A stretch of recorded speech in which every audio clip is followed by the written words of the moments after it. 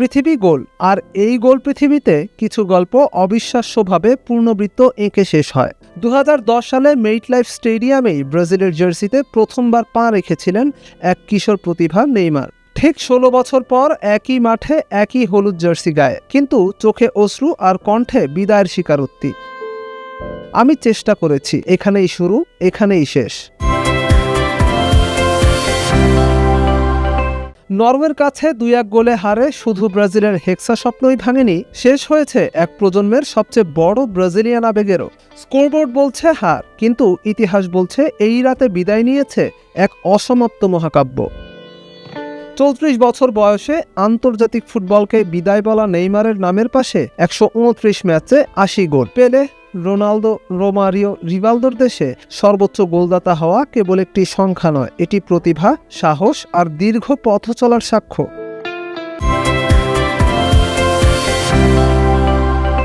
শেষ বিশ্বকাপটা ছিল ফিরে আসার, পূর্ণতা পাওয়ার নয়। দীর্ঘ চোট কাটিয়ে দলে ফিরেছিলেন, কিন্তু আলোটা আর পুরোপুরি নিজের করে নিতে পারেননি।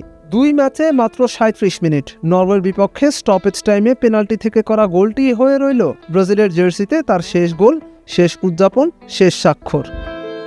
নেইমারের বিশ্বকাপ গল্প 4টি অধ্যায়ে লেখা। 2014-র ভাঙা স্বপ্ন, 2018-র চাপ, 2022-এর অশ্রু আর 2026-এর বিদায়। বিশ্বকাপ জেতা হয়নি, কিন্তু 2013 কনফেডারেশনস কাপ আর রিও অলিম্পিকে ব্রাজিলকে এনে দিয়েছেন ঐতিহাসিক স্বর্ণপদক। নেইমার নিখুঁত ছিলেন না, কখনো বিতর্কিত, কখনো নাটকীয়, কিন্তু বল পায়ে তিনি ছিলেন ব্রাজিলিয়ান ফুটবলের শেষ মহান শিল্পীদের একজন। ক্লাব ফুটবলে তার পথ চলা চলবে, কিন্তু সেলেসাওদের হলুদ জার্সিতে আর কখনো নয়। তাই মেটলাইফের সেই শেষ বাঁশি শুধু একটি ম্যাচের সমাপ্তি নয়, সেটি ছিল নেইমার নামের এক অপূর্ণ অথচ অবিস্মরণীয় মহাকাব্যের শেষ পৃষ্ঠা। S M Tiham, news station 24।